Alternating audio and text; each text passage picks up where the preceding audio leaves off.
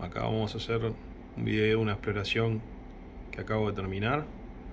Paciente de sexo masculino que en julio tuvo un corte con un vidrio en la cara palmar o volar de la mano sobre la eminencia hipotenar y sufrió la rotura de los tendones flexores. Se realizó a las 48 horas del accidente una tenorrafia, una reparación, una sutura de los tendones flexores, y durante la rehabilitación con fisioterapia notó un dolor súbito y una impotencia funcional para la flexión a partir de ese dolor. Se pide la ecografía para confirmar la re-rotura o la rotura de la tenorrafia. Entonces acá tenemos una exploración en corte transversal centrada en el quinto dedo. Acá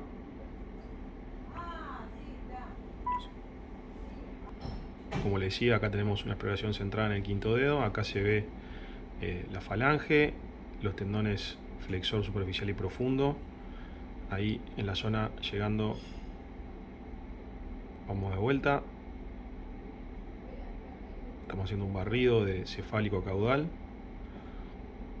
Para que vean, ahí está el cabo distal. Un engrosamiento del flexor superficial y profundo con algo de material de sutura. Y acá está el cabo proximal, donde se ve el flexor superficial y profundo, material de sutura y un gap, digamos, ¿no? Una ausencia de tendones en un segmento de aproximadamente 3 centímetros.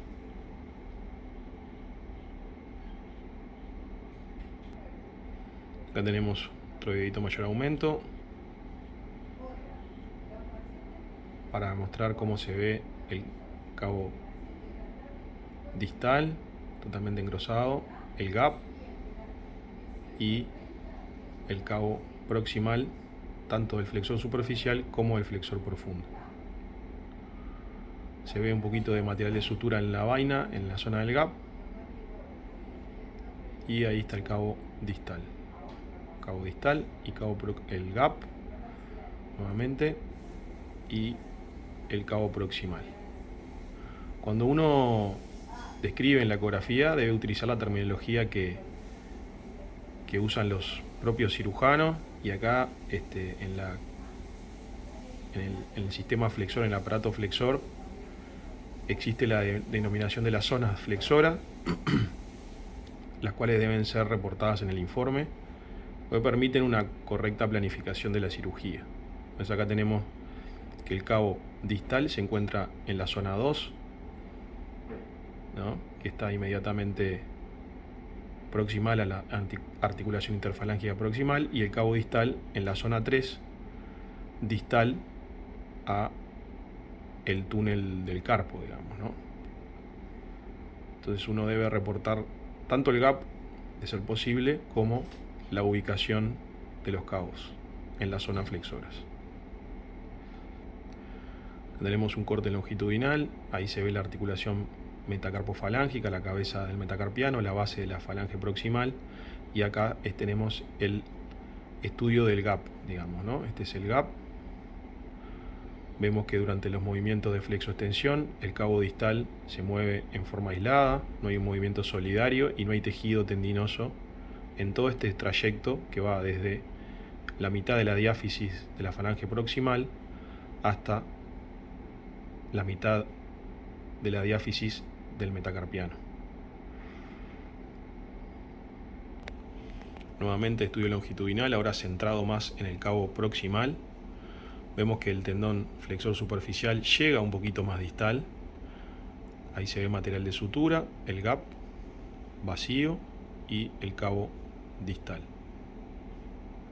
Nuevamente el cabo proximal del flexor profundo, el cabo proximal del flexor superficial, el gap con hilo de sutura en la vaina, sin tejido tendinoso, y los dos cabos distales, más o menos a la misma altura. Esto es una exploración con mayor aumento de la zona en corte longitudinal. Tenemos el gap con hilo de sutura y el cabo distal de los dos tendones, tanto el superficial como el profundo. Y acá el cabo proximal del flexor profundo y el cabo proximal del flexor superficial.